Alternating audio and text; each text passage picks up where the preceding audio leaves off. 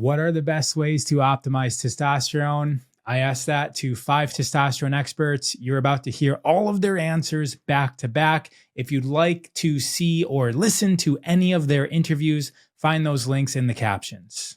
Jay Campbell. I mean, so I'm obviously a pro, testosterone optimization therapy to actually use the bioidentical hormone, but obviously there's also ways to do this naturally. And I always recommend and advocate to use natural means, to exhaust all natural means before you seek, actual therapeutic testosterone. And in truth be told, again, some of the physicians I work with, it takes a very rare person today, both genetically, epigenetically, and then also just from a drive and determination and discipline standpoint, to actually do this, past the age of 40 and to be able to do it, naturally. Because again, as you guys know, I mean, if you live in New York City, Los Angeles, Miami, Atlanta, Houston, any of these giant urban, coastal population areas, you are being bombarded 24/7, from the blue light, from the Wi-Fi routers, from the 5G towers, from the food, from the air, from the plastics. I mean, it is almost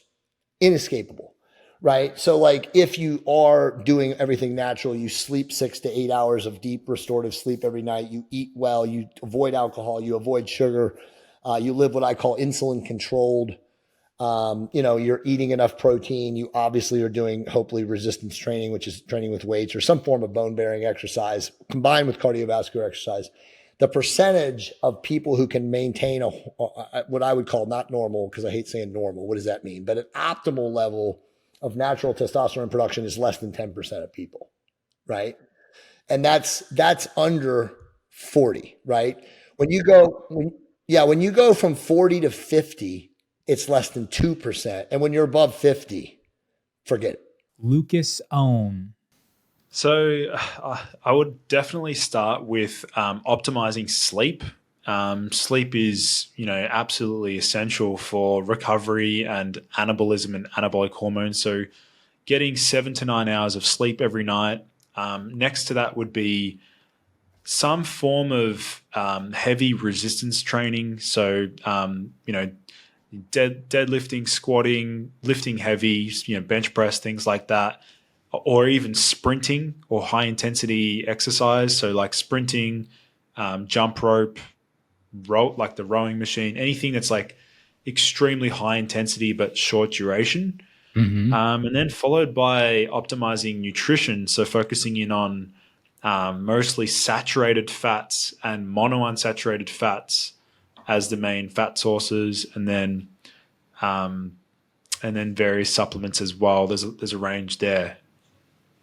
So let's go with saturated and monounsaturated fats. What are examples of these? So good example of saturated fat source. So coconut oil and animal meats. So steak and some other like beef, liver, some of the organ meats, like they're rich in these saturated fats. And then the other fatty acid that's really beneficial for hormonal health is the monounsaturated fats, what we call the MUFAs, monounsaturated fatty acids. And these include things like avocados, macadamia nuts, almonds, olive oil. Like these are really healthy fat sources and really specifically good for testosterone optimization. So feel free to plug anything that you're offering people. And I want to ask you about where you said optimizing nutrition. What direction do you point people in terms of supplementation regarding testosterone? Yeah, so I'm someone who's experimented with a range of different supplements over the years, and I've done blood testing myself to verify whether or not they actually have an effect. And my most recent blood test result was 988 nanograms per deciliter, so I was just shy of 1,000 for total testosterone, and my free testosterone was 600. So as far as nutrition and supplementation, I mean, there's various things there are various supplements that can have an impact, and there's also various supplements that just have no effect on hormonal health. And so on my YouTube channel, like guys I've made some really great videos on various testosterone boosting herbs. An example being Tonkat Ali, Cistanch, Fedosia agrestis, pine pollen. Like these are like my top 4. Doc Farhan Kawaja. The first and foremost thing that I optimized was sleep. Okay? So there have been studies where they looked at guys who got 5 hours of sleep for 5 straight days, and then they with a control group that got normal 7 to 8 hours of sleep, and the 5 hours of sleep was significantly lower testosterone, right? And again, this is not like causal. There's a correlation there, but from my experience, it's just obvious. If sleep is not dialed in, forget about it.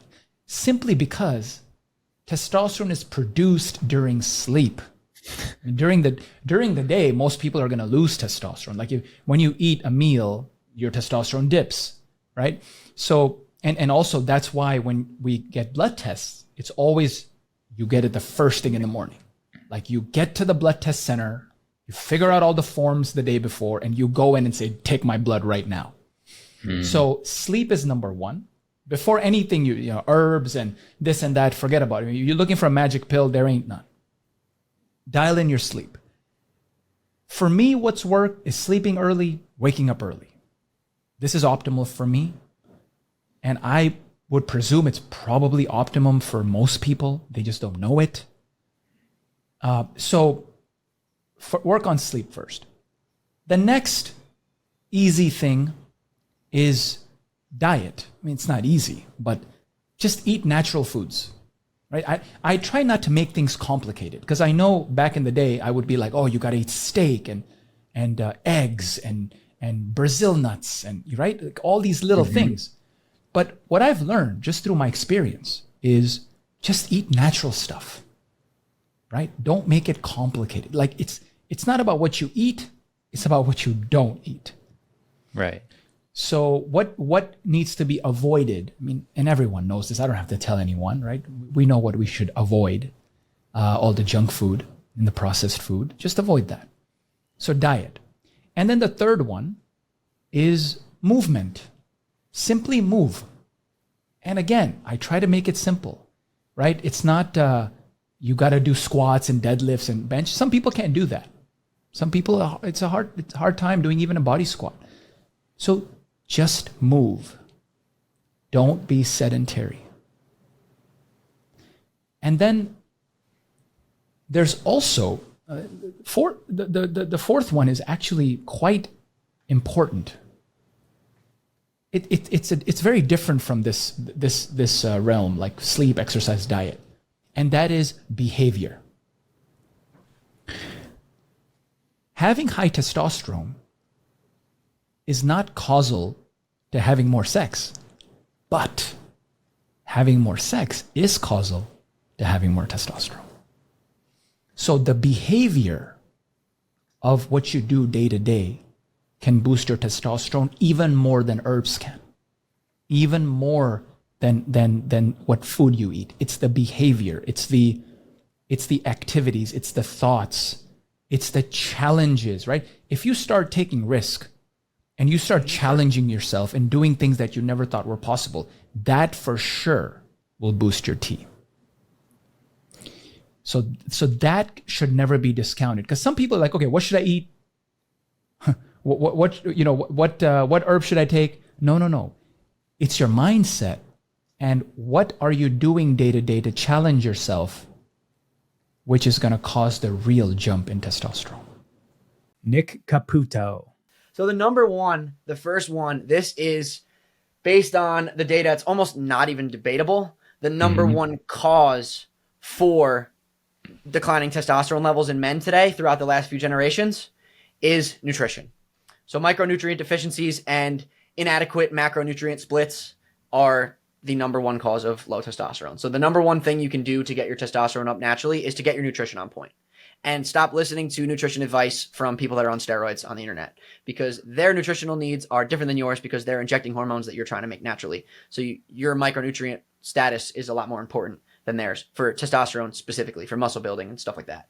So you want to make sure that you're maxing out your micronutrients and getting your full, like hitting your targets on everything. And there's like 30 plus different micronutrients that you need to focus on. Amazing. And yeah, my bad. Can you give us a hint of a macronutrient? Like, what's the macronutrient balance? Is it more of one thing, less of another? So when it comes to everything as far as nutrition, and honestly most things in general when it comes to health, we see this inverted U curve, right? So it's like problems happen on one side, and then there's a small area where it goes to the U, and then boom, it's shit again if we have too much. So when it comes to protein, right, we don't want too little protein. We don't want too much protein. We don't want to be too lean, but we don't want to be too fat. We don't want too much carbs. We don't want too little. So it really depends on the person based on your body composition, based on your goals, based on your insulin sensitivity at the time. Usually I recommend somewhere between 20 to 30% of your overall caloric intake to be from protein, and then the remainder being split up between fats and carbs. More fat, I would say like anything more than 25% fat is adequate. I would say 30 is like the sweet spot, at least for me. So mine is, I hope this adds up to 100. I think it's 25, 30, 45. So that would be 25% protein, 30% fat, 45% carbs. That's what I aim to make my splits. But somewhere around there in that ballpark is cool. Some guys are on this lower carb wave, which I'm not a huge fan of, which we could talk about. I'm a huge advocate for carbs. So I do more on the carb side, but guys that want to do a lot more fat and less carbs, that's cool too. As long as I would say at least 25% of your total caloric intake is fat. Mm-hmm. So macronutrient and micronutrient. Yep. And then micronutrients, I mean, I could go over some bit like the main ones I would say, like zinc, magnesium, boron, vitamin A, vitamin D. Well, vitamin D is another hormone, but still you could get it from food. All the B vitamins, vitamin C, vitamin E, pretty much all the vitamins, vitamin K2. Do you find that selenium, iodine, yeah, all of them, thyroid hormone. Do you find that the types of carbohydrate that people are eating, like whether it comes from like rice or fruit, does that make an impact in testosterone? Yes, and honestly, that's a great question. Brings up a very interesting point. I teach something called, I call it a hunger budget. Right, so every day you only have enough appetite to eat X amount of food, right? So if you're going to eat strictly for macronutrients, like something that has pretty much no micronutrient value, and you're getting your macros in, you're kind of like wasting your hunger. You know, you're spending your hunger on something that's not really giving you a great return. So when you are consuming carbs, I definitely recommend things like fruits, like potatoes. So like high micronutrient, antioxidant, dense carb sources. Same with fats and proteins. No matter what you're eating, I definitely recommend high micronutrient profile foods in overall. Christian Van Camp. Yeah.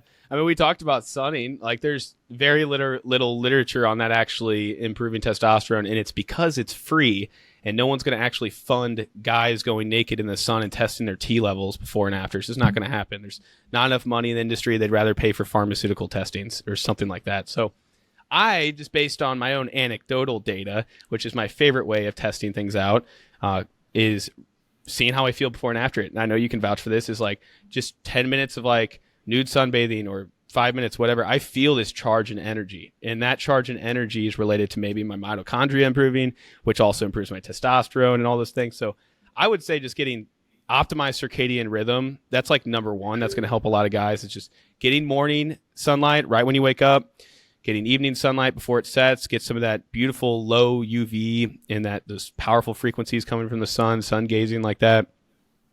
And really getting a good sleep schedule down. That's going to be like numero uno for sure, is the 7 to 9 hours of deep sleep, not just quantity. And I also would say, nutrition's a paramount figure in this too, because if, you're eating French fries and Mickey D's all day, it's going to make your D smaller, and it's going to dysregulate your testosterone. So really prioritizing healthy fatty acids. I love avocado, extra virgin olive oil. I'm a huge fan of coconut oil, butter, grass-fed ghee. Those are great staples in my diet. That's helped a lot.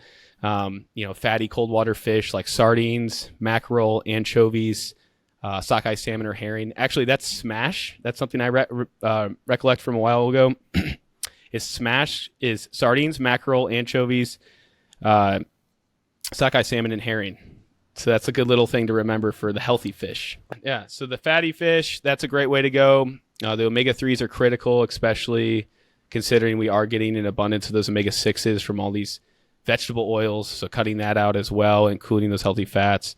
And then adequate protein, I would say, along with, getting your nutrition up is, I like to say just a simple way to go about it is around 40 grams of protein per 3 to 4 meals a day. And so if you're having, a breakfast, lunch, and dinner, if you get 40 grams per meal, you're right around like 120 grams of protein a day.